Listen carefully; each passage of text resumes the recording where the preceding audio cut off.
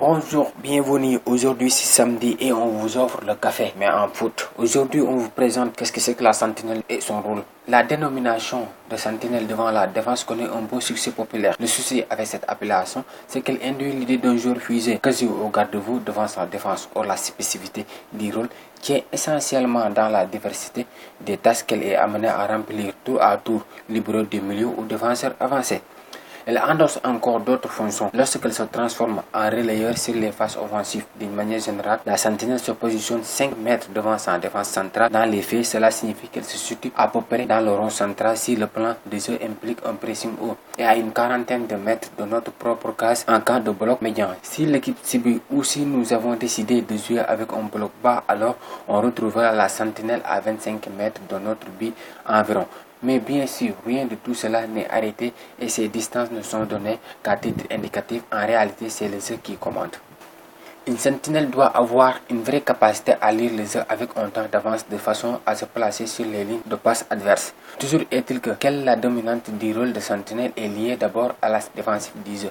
C'est pourquoi les caractéristiques classiques sont celles d'un joueur fort défensivement avec entre autres un très bon jeu de tête susceptible de soulager l'axe central sur les longs ballons. Défensivement, encore on peut affecter la sentinelle à la surveillance d'un numéro 10 adverse, mais c'est sans toutefois lui demander du marquage individuel à proprement dit, puisque à mon sens, la sentinelle doit obliger à demeurer dans l'axe et ne couper des côtés qu'à coup sûr et uniquement en cas d'urgence avérée. Par ailleurs, ce type de joueur doit faire preuve d'une capacité à lire le jeu avec un temps d'avance de façon à se placer sur les lignes de passe entre les milieux adverses et leur attaque axiaux. Globalement, il s'agit donc d'un joueur qui regarde le jeu, surveille et s'adapte en conséquence pour permettre à sa défense centrale de récupérer des miettes. Ainsi, on comprend que ce qui importe n'est pas tant le système que le profil de la sentinelle. Offensivement, une sentinelle a un rôle de relayeur, ce qui explique sans doute qu'on la retrouve dans des organisations très variées dans un 4-3-3 bien sûr, où elle occupera la pointe basse des triangles, mais également dans un 4-4-2,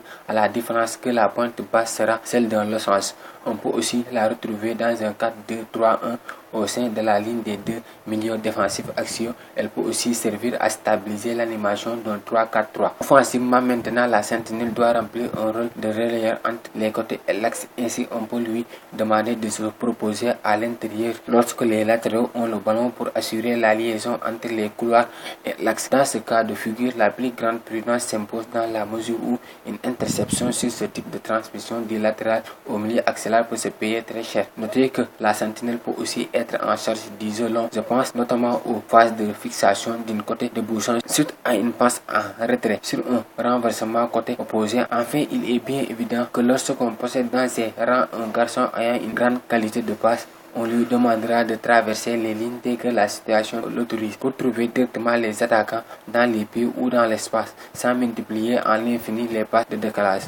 Les fonctions attribuées à la sentinelle dépendent en réalité des convictions de l'entraîneur et de son plan de jeu. On l'a vu, la palette des rôles dévolus à la sentinelle est très large. Ce qu'il faut comprendre en définitive, c'est qu'on peut regrouper sous cette même dénomination des profils aussi différents que celui d'un Pirlo à la Juve qui joue comme un numéro 10 devant sa défense et d'un Diarra qui est à Bordeaux joué presque comme un troisième défenseur central. Les fonctions attribuées à la sentinelle dépendent en réalité des convictions de l'entraîneur et de son plan de jeu. Toutefois, il me paraît qu'on ne peut pas faire l'économie de cette notion de surveillance et de sécurité sur le plan défensif pour laquelle ce poste a été créé. Merci, c'était tout pour aujourd'hui. Et si ce contenu vous intéresse, je vous incite s'il vous plaît à vous abonner et à activer la cloche de notification